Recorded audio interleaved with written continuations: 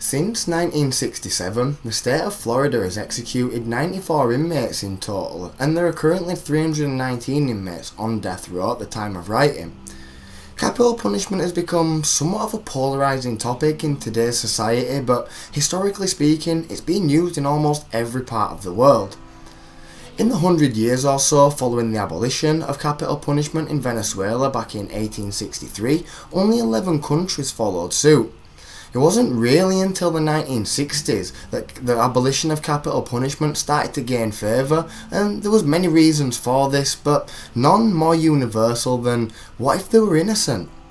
Some say killing innocent people now and again is an accepted part of getting rid of the real monsters. Others say it's abhorrent and tragic. To date, in the United States, 21 people have been exonerated via new DNA testing methods and let free from death row because they were in fact innocent. Moral critiques aside, this shows that it can happen and it's not just a couple of people. But it's not really a problem, right? I mean, it's not like you that's sat on death row because you haven't done anything. But what would you do if it was you? For an interesting case study, I'd like to draw your attention to one person who was executed by the state of Florida on October the 6th, 2017. He spent more than 30 years on death row, and before he met his end via lethal injection, he maintained his innocence. This is his story.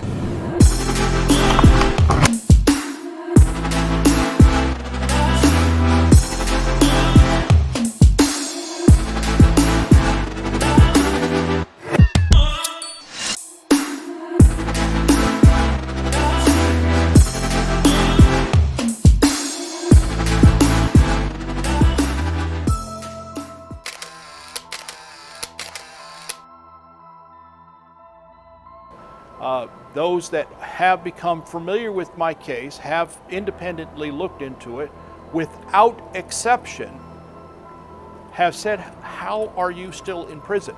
Lambrix was convicted in 1984 of killing Clarence Moore and waitress Alicia Bryant. Lambrix says he killed Moore in self-defense after he found him attacking Bryant. With his execution looming, Lambrix still looks back on his case and sees holes. Every bit of the state's case has been methodically discredited. The only witness supporting the key witness has recanted years ago and said under oath in court that the reason she lied is because the key witness and investigator Daniels had coerced her to. There is not a shred of evidence that stands credible at this time.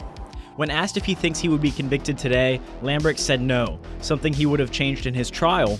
For one thing, I would insist on telling the jury my story. I would not allow my lawyers to coerce me into not testifying, and the evidence would support what I had said happened. So no, I do not believe for a minute that I would be convicted. During the interview, Lambrix said he wants the Bryant family to find peace in his death. He also condemned the use of the death penalty in any circumstance. Every time we go through this process of putting even one individual to death, it takes away part of our own humanity. And that is because we are deliberately compromising the sanctity of life. We are becoming the monsters that we spend our careers fighting. Lambrix is set to be executed at Florida State Prison on Thursday. David Jones, WUFT News.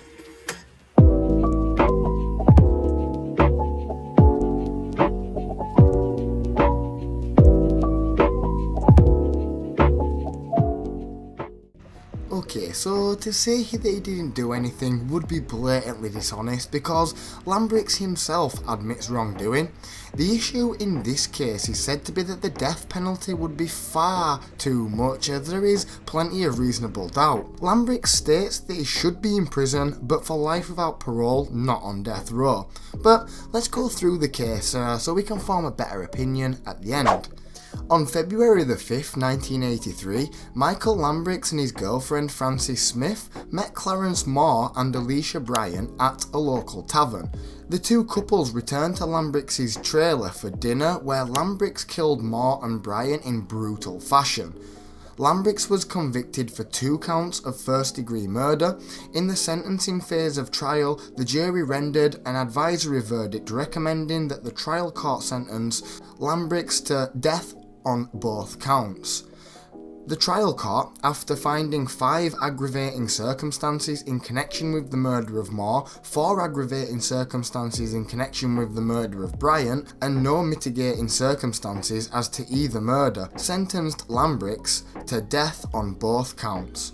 Lambrix's conviction and sentence were upheld on direct appeal by the Florida Supreme Court, Lambrix v. the state.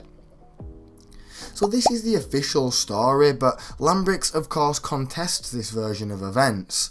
Born in California and raised by an alcoholic father who moved the family to Florida, he quit school at 15 and ran away from home. He joined the carnival circuit and then the army, which sent him to Fort Sill, Oklahoma, where a head injury from a fall ended his military career. By 21, Lambrix was back in Florida, married with 2 young children, and broke. He was sentenced to 2 years in prison after writing a worthless check to a lawn and garden store while he was on probation, so things weren't going great for him. By his own account, he was a heavy drinker and pot smoker. His downward spiral accelerated when he walked away from a work release detail in Lakeland and went to Glades County with his girlfriend Frances Smith. In the early morning hours of February the 6th, 1983, after a Saturday spent drinking, Lambrix said he and his girlfriend Smith met a couple at a tavern and invited them to a rented mobile home on a near ranch in LaBelle for food. As the drinking continued, Lambrix, by his own account, was wasted, and Clarence Edward Moore Jr., who was 35, and Alicia Dawn Bryant, who was 19, were murdered that night. Lambrix contends that Moore strangled Bryant, killing her before turning onto him, so he had to use a tire iron to fatally batter Moore in self-defense. He admits that he and Smith also buried both victims in a shallow grave and that he refused to call police because he was a fugitive from a work detail in Lakeland. After a Hillsborough deputy caught Smith driving Moore's stolen Cadillac, she avoided charges by becoming the state's chief witness against Lambrix. Smith recalled a blood-soaked Lambrix walking back into his trailer and saying, "They're dead." Attorney General Bondi's office advocates for crime victims. Her spokesman, Whitney Ray, declined to provide contact information for the families in Lambrix's case, citing a blanket public record exemption for clemency proceedings. After the murders, police cast a wide net for the killer. Lambrix was arrested a few weeks later at work as a greeter at a haunted house in Orlando, wearing white face makeup highlighted by black circles around the eyes, the Ledger of Lakeland reported. Lambrix's first trial ended with a hung jury, but then he was convicted at a retrial, largely on the testimony of Smith, but the case is marked by bizarre circumstances.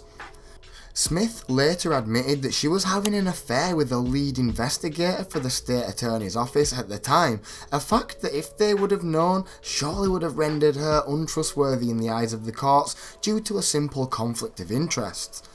Another state witness, Deborah Hansel, recanted her testimony 2 decades later, saying investigators pressured her into lying, saying Lambrix would try to kill her and her children, the News Press of Fort Myers reported. No physical evidence tied Lambrix to the deaths. He said fingernail scrapings on Bryant that might have proved that Moore strangled her mysteriously disappeared, but this can't be verified.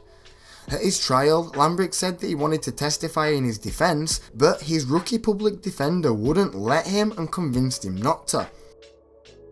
Most prisoners here claim innocence. With Lambrix, it's been a constant since 1983. That's when he was first charged and offered a plea deal that could have set him free more than a decade ago. I would have gotten a sentence of 17 to 22 years, and I would have been out many years ago.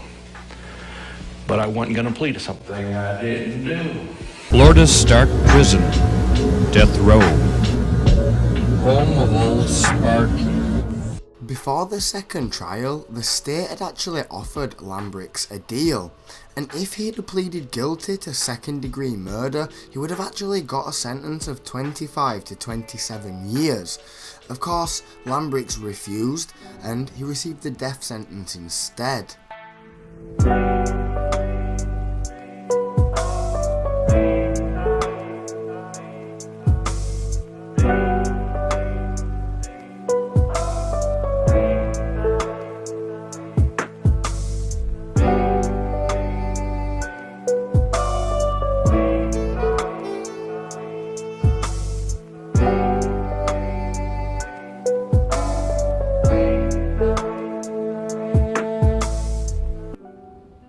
with no physical evidence linking him to the crime, and now the key witness has recanted a testimony claiming that she was under duress, maybe he was telling the truth.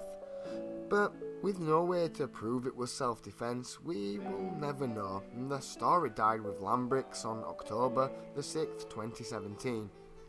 He spent more than 30 years on death row before he met his end via lethal injection, and throughout all the years, he wrote thousands of pages of thoughts and feelings, and that's all been uploaded to the internet if you fancy having a read of them. I'll leave a link in the description. This was the story of Michael Lambrix. I'm not sure if he deserved to die or not, but I really feel like it's my place to say. But I will say, he took somebody's life and tried to hide two bodies rather than calling the cops. I mean, what would I have done? Probably something different. But thank you for listening. Hope to see you in the next one. Take care of yourself out there. Peace.